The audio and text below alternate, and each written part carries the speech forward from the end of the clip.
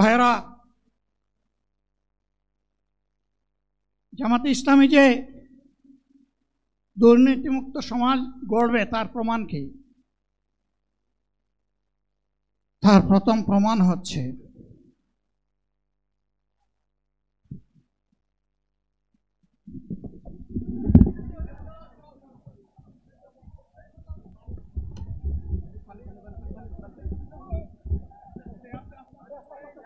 আপনারা অবস্থান করুন যার যার জায়গায়। আপনাদের সবকিছু দেখার স্থান পরিবর্তন করবেন না, সবাই জায়গায় থাকেন, সবাই তার নিজ নিজ জায়গায় অবস্থা গ্রহণ করেন, সবাই তার নিজ নিজ জায়গায় অবস্থান গ্রহণ করেন। আপনারা নিজ নিজ জায়গায় থাকুন, প্রয়োজনীয় দিক নির্দেশনা দেওয়া হবে। আপনাদের উত্তেজিত উদ্বেলিত হওয়ার কোনো কারণ নেই। মহান রাব্বুল আলামিনের একান্ত মেহেরবানিতে আমাদের প্রোগ্রাম আলহামদুলিল্লাহ, শুকরান, আলহামদুলিল্লাহ কাসিরান।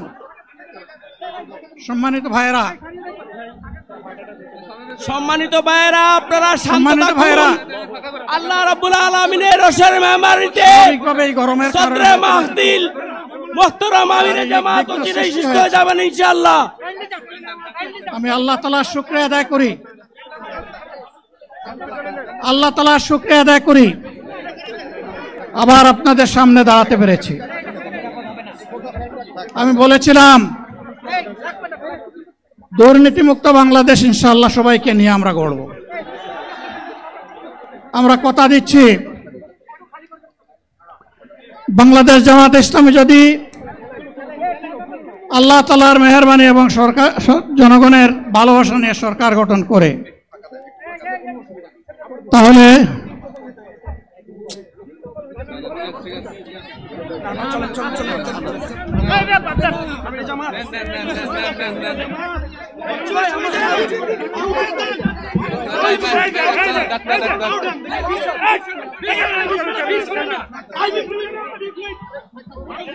আপনারা নিজ নিজ জায়গায় অবস্থান করুন। আমাদের স্বেচ্ছাসেবকগণ আছেন, সংশ্লিষ্ট বিভাগের দায়িত্বশীলরা আছেন, তারা প্রয়োজনীয় ব্যবস্থা নেবেন। কারো মাইকের সামনে আসার দরকার নেই।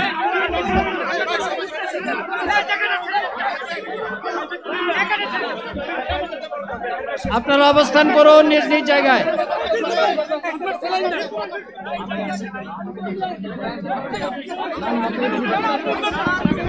সবাই মেহেরবানি করে শান্ত হয়ে বসুন, শান্ত হয়ে বসুন, শান্ত হয়ে বসুন।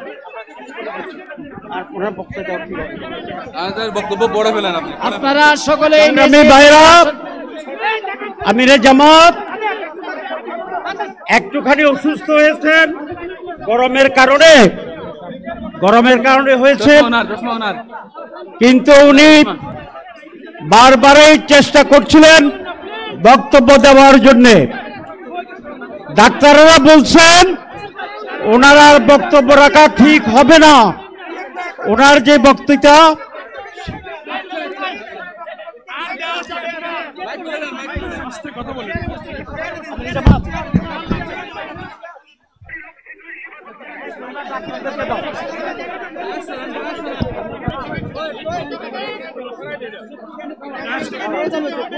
আপনারা নিজ নিজ আসনে উপবেশন করুন।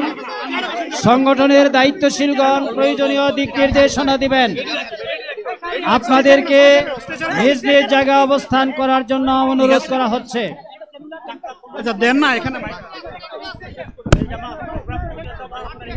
আপনাদের এই ড্রোনগুলো আলহামদুলিল্লাহ, আলহামদুলিল্লাহ। আরে আল্লাহ যত সময় হায়াত দিয়েছেন, আল্লাহ যত সময় হায়াত দিয়েছেন তত সময় মানুষের জন্য লড়াই করব ইনশাআল্লাহ। এ লড়াই বন্ধ হবে না। বাংলার মানুষের মুক্তি অর্জন হওয়া পর্যন্ত আমাদের লড়াই অব্যাহত থাকবে। বলছিলাম জামাতে ইসলামী যদি আল্লাহর ইচ্ছা এবং জনগণের ভালোবাসায় বাংলাদেশের মানুষের সেবা করার সুযোগ পায়, তাহলে মালিক হবে না, সেবক হবে ইনশাআল্লাহ। আজ আমি ঘোষণা দিচ্ছি, লক্ষ জনতাকে সাথে নিয়ে বাংলাদেশ জামাতে ইসলামী থেকে যারা আগামীতে সংসদ সদস্য হিসাবে নির্বাচিত হবেন, আরে আপনারা কথা বন্ধ করেন, আপনারা কথা বন্ধ করেন, সবাই বসে পড়েন, সবাই বসেন, বসেন, কেউ দাঁড়াবেন না, সবাই বসেন। যদি আল্লাহর ইচ্ছায় জনগণের ভালোবাসায় বাংলাদেশ জামাতে ইসলামী থেকে সংসদ সদস্যরা নির্বাচিত হয়ে সরকার গঠন করেন, তাহলে কোনো এমপি, কোনো মন্ত্রী আগামীতে সরকার কিন্তু প্লট গ্রহণ করবে না। কোন এমপি এবং কোন মন্ত্রী ট্যাক্সবিহীন কোন গাড়ি চড়বে না। কোন এমপি এবং কোন মন্ত্রী তার নিজের হাতে কোনো টাকা চালাচালি করবে না।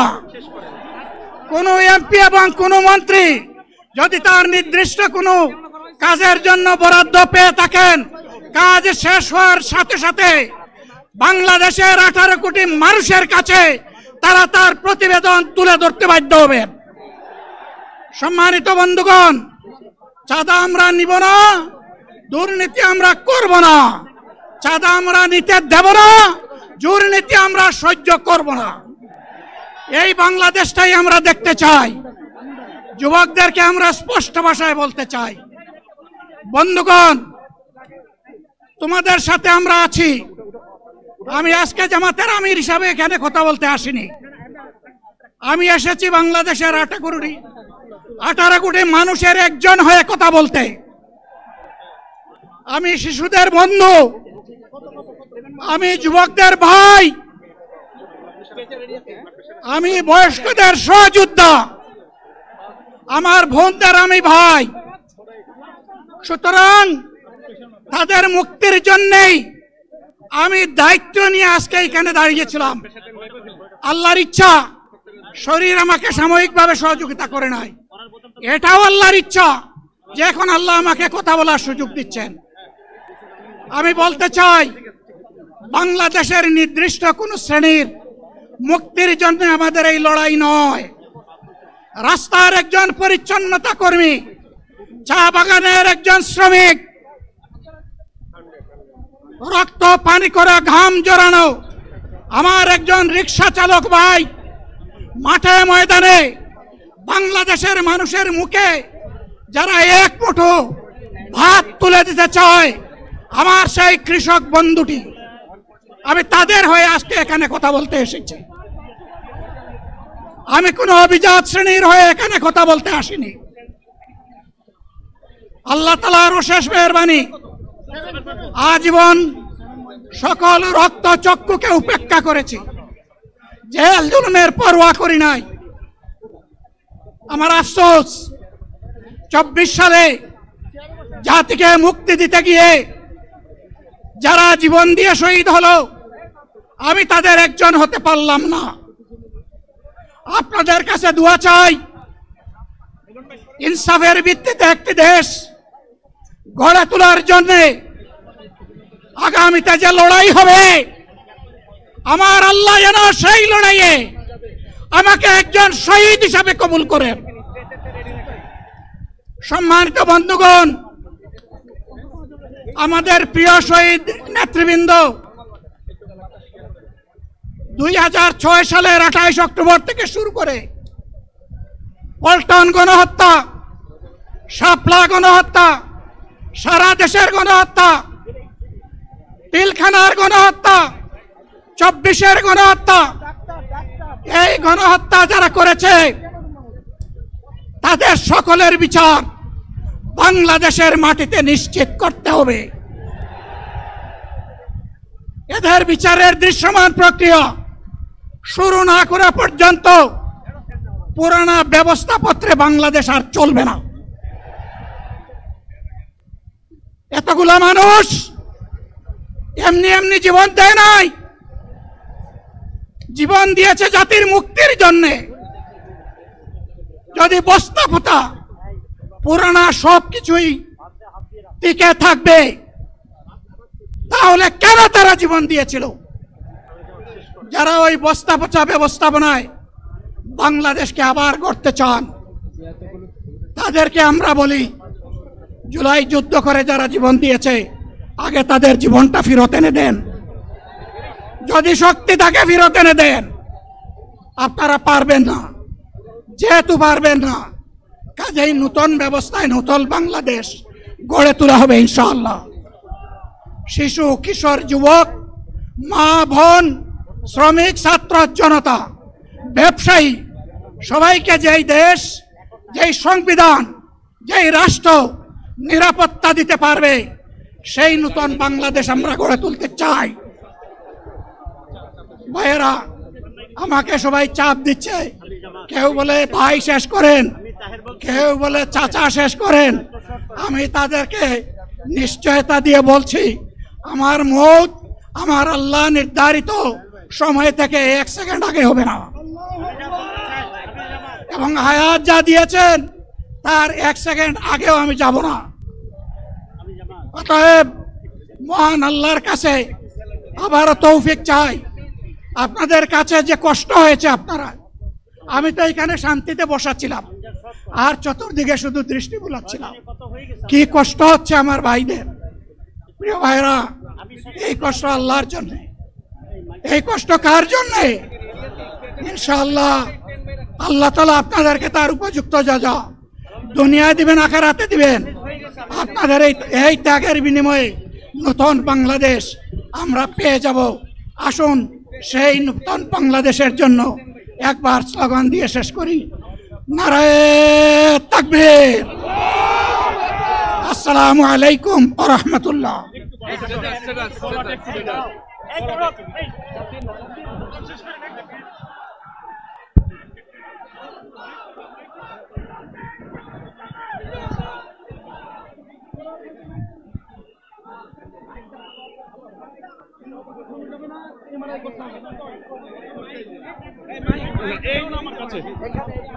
সংগ্রামী দেশবাসী, সবাই আপনারা মহান আল্লাহর কাছে শুকরিয়া আদায় করুন। আলহামদুলিল্লাহ, আমাদের প্রিয় আমিরে জামাত মহান আল্লাহর রহমতে তিনি সুস্থ আমাদের মাঝে তার সমাপনী বক্তব্য রেখেছেন। আলহামদুলিল্লাহ, হয়তো প্রচন্ড গরমে অনেকেই যেমন অসুস্থ হয়েছেন, আমাদের আমিরে জামাত সাময়িক অসুস্থ হয়েছিলেন। মহান আল্লাহ তাআলা তাকে কথা বলার, সমাপ্তি ঘোষণা করার তৌফিক দান করেছেন। সবাই আপনারা নিরাপদে দলে দলে যেভাবে এসেছেন, নির্দেশনা অনুযায়ী আপনারা আল্লাহর নামে ধীরে ধীরে ফিরে যাবেন। যেখানে যানবাহন আছে সকলকে আমিরে জামাতের পক্ষ থেকে, মঞ্চের রাজধানীতে উপস্থিত জাতীয় নেতৃবৃন্দ যারা এসে আমাদের প্রতি সংহতি জানিয়েছেন, দেশ এবং পৃথিবী থেকে যারা শুনেছেন, দোয়া করেছেন, আমি শহীদ পরিবারের জুলাই যোদ্ধা যারা এখানে সংহতি প্রকাশ করেছেন, সকলের কাছে